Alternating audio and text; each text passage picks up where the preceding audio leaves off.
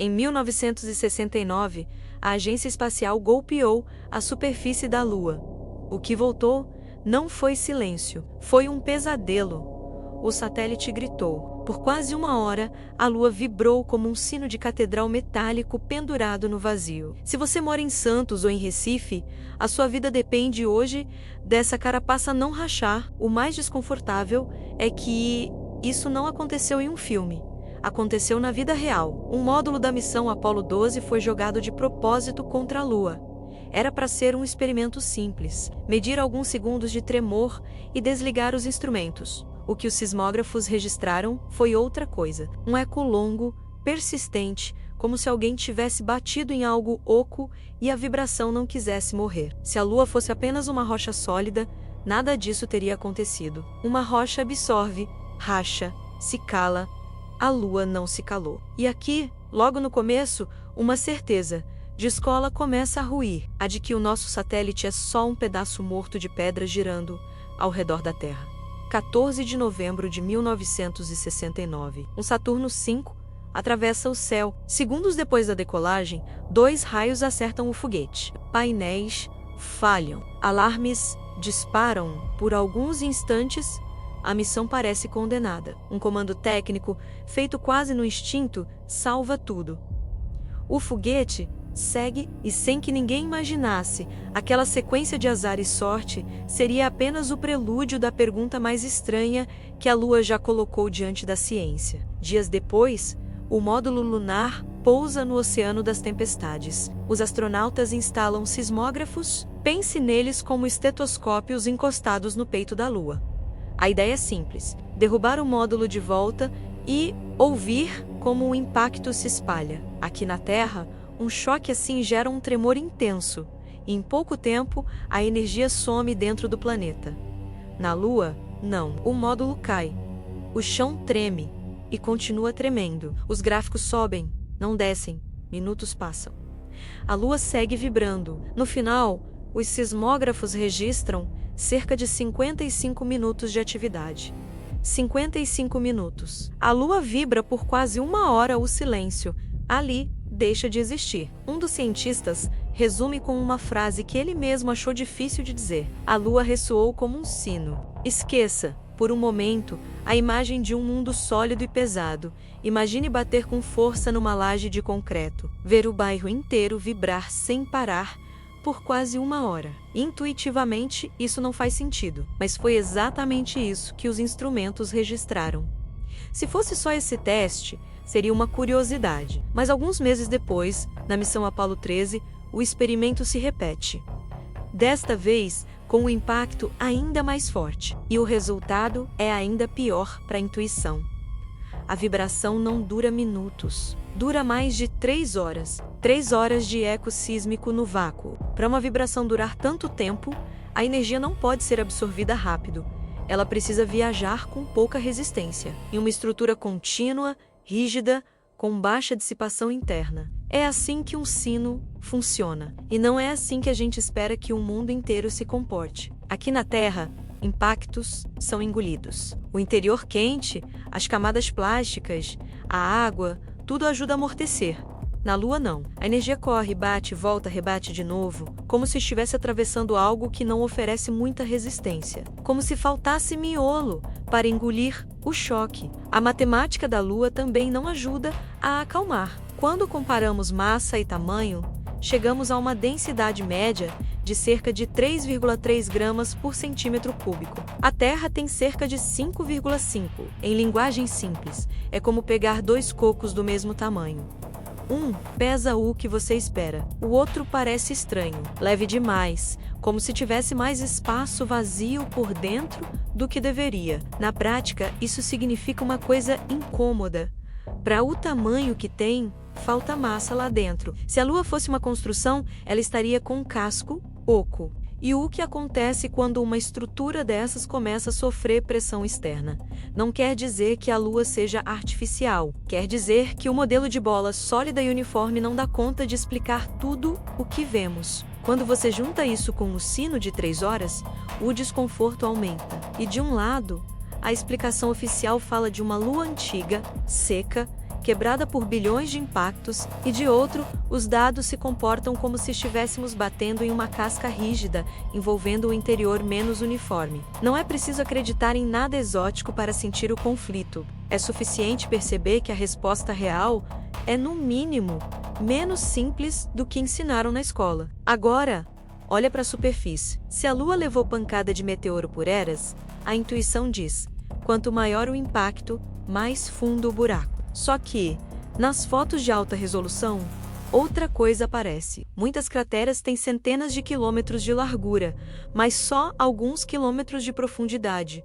Elas parecem travar, como se encontrassem uma camada que impede o avanço. Esqueça o desenho da panelinha profunda que você viu em ilustrações. Crateras de 100 quilômetros de largura, com poucos quilômetros de profundidade, desafiam a imagem que a gente aprende no colégio. Se o meteoro não conseguiu entrar, o que foi que ele atingiu lá embaixo? Uma camada mais rígida, uma espécie de armadura geológica. É como cavar e de repente bater em uma superfície que não deixa você ir mais fundo. Isso não soa como material jogado ao acaso. Soa como algum tipo de organização interna que a gente ainda não entende totalmente. Então vamos encarar o quadro sem anestesia. A Lua vibra como um sino quando é atingida. É mais leve do que deveria para o tamanho que tem. Suas crateras param como se encontrassem uma camada mais rígida. Seu interior parece bom demais em transmitir ondas sísmicas por longas distâncias. Nenhum desses fatos isolados prova nada extraordinário, mas juntos formam um padrão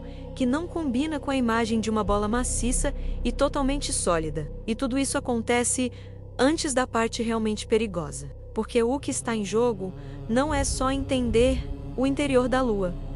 Por curiosidade, é entender o quanto a nossa própria estabilidade aqui embaixo depende dessa estrutura. A Lua não é um enfeite no céu. Ela ajuda a estabilizar o eixo da Terra, controla as marés, influencia ciclos naturais que sustentam ecossistemas inteiros. Se o interior dela se comporta de forma estranha, qualquer mudança ali pode ter reflexos diretos no litoral, nas cidades costeiras e no clima que a gente encara todo ano. Agora entra mais uma peça pouco comentada desse quebra-cabeça. Debaixo do regolito, aquela poeira fina que cobre a superfície, existem túneis gigantes, os chamados tubos de lava, canais esculpidos por antigos fluxos de magma que depois esvaziaram por dentro. Alguns são grandes o suficiente para abrigar bairros inteiros, verdadeiras galerias naturais escondidas no escuro. Na teoria, eles são perfeitos para futuras bases lunares. Protegem da radiação,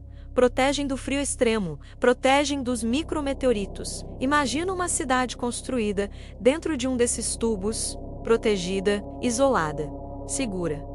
Agora imagina essa mesma cidade vibrando por longos minutos depois de um impacto a centenas de quilômetros de distância.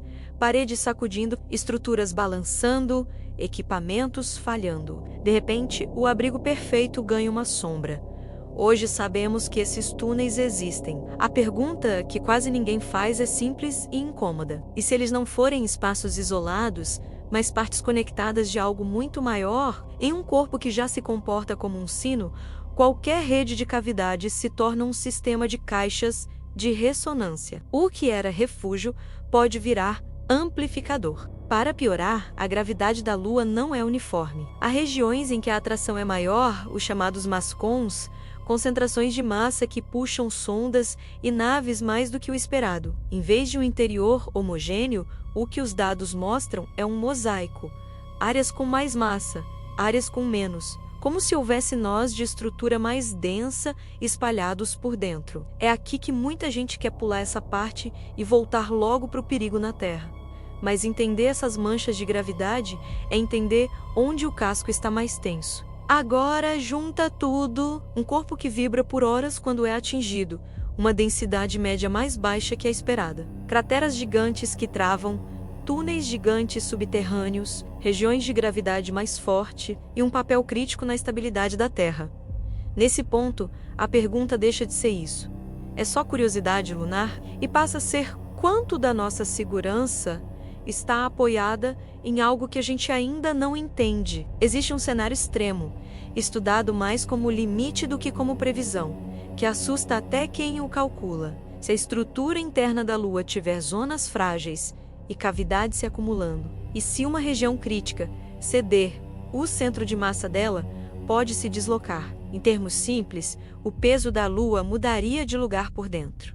Quando esse peso muda, a dança muda. A forma como a Lua gira, a forma como ela orbita, tudo pode se ajustar de maneiras que a nossa intuição não alcança. Só que, aqui embaixo, a resposta seria imediata. A gravidade da Lua é o puxador das marés, é o contrapeso que ajuda a manter o eixo da Terra mais estável. Se essa atração muda de direção ou intensidade, quem sente primeiro é o litoral. Imagina um dia em que a maré em Santos não respeita mais o padrão que o porto conhece há décadas, em que ela recua demais ou avança além do que as estruturas foram feitas para aguentar. Imagina ondas estranhas invadindo a costa de Recife em um dia de céu aparentemente calmo. Não por causa de um vento local, mas por um descompasso lá em cima. Em cenários extremos, modelos falam de marés gigantescas, alterações profundas em ecossistemas costeiros e impactos em qualquer sistema que dependa do vai-vem regular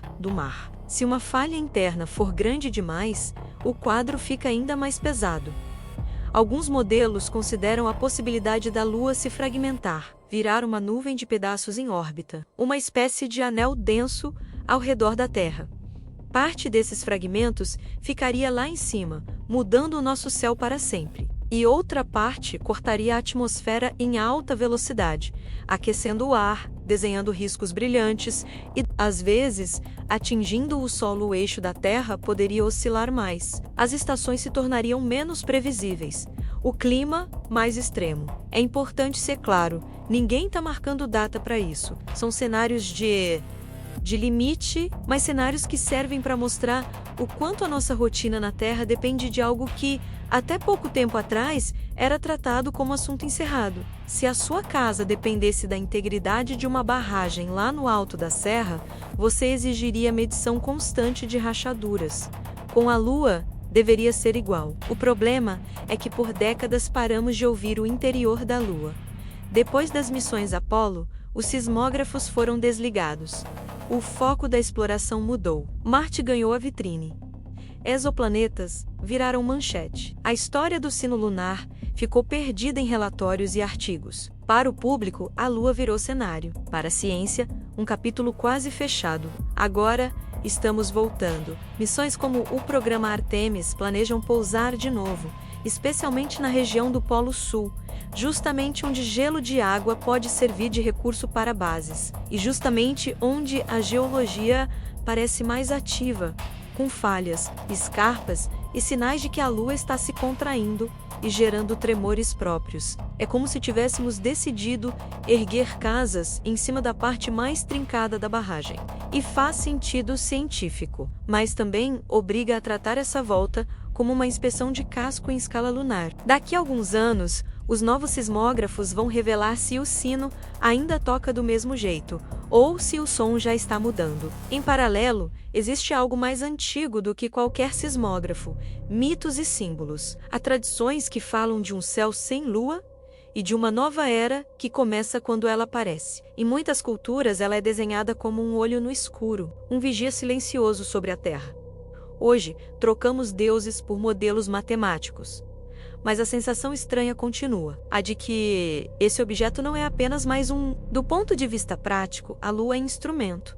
Estabiliza o eixo de rotação, regula marés, influencia ciclos naturais, que no fim das contas, tocam a nossa comida, nossa água, nosso clima. É uma peça enorme em um relógio delicado. Quando essa peça vibra como um sino, é mais leve do que deveria e mostra sinais de estrutura interna complexa.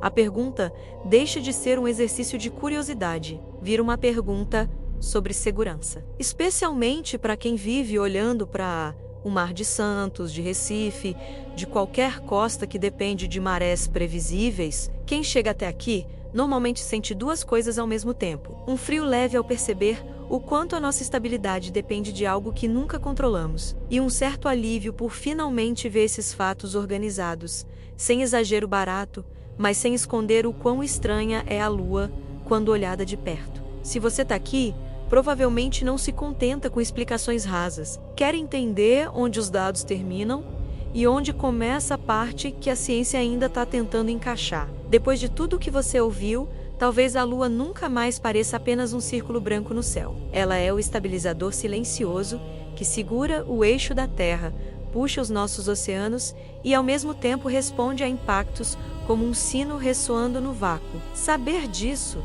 não é um convite ao pânico, é um convite para olhar para cima com menos ingenuidade e se perguntar, de vez em quando, quanto da sua rotina aqui embaixo depende de algo que ainda estamos aprendendo a ouvir. Se você quiser se aprofundar nos mistérios mais sombrios do universo e entender o que a ciência já suspeita sobre o começo, o fim e o sentido da nossa existência, eu deixei no primeiro comentário fixado o link para um material especial, o e-book Mistérios Proibidos do Universo. Ele é, de certa forma, a continuação proibida desta conversa. Lá eu organizei, em 29 páginas, casos e hipóteses que vão além do que eu consigo detalhar aqui sem esbarrar nas regras da plataforma. É para quem realmente quer ir além do que aparece na timeline. E, se você quer continuar essa jornada especificamente pela Lua, o próximo passo é claro. Assista ao vídeo em que eu mostro como o nosso satélite está encolhendo, abrindo falhas ativas e produzindo tremores lunares que podem ameaçar justamente as futuras bases no Polo Sul. A relação entre uma Lua que vibra como um sino e uma Lua que está se contraindo pode ser muito mais próxima do que parece. Agora me conta nos comentários. Para você, a Lua é uma rocha natural se comportando de forma muito estranha, ou uma espécie de arquitetura cósmica em teste segurando a Terra no lugar? Se esse vídeo te fez olhar diferente para o céu de hoje à noite, deixa o seu gostei, se inscreve no canal, ativa as notificações e vem maratonar os outros episódios. Porque os mistérios do espaço não acabam quando o vídeo termina. É justamente aí que eles começam a te acompanhar toda vez que você ergue os olhos.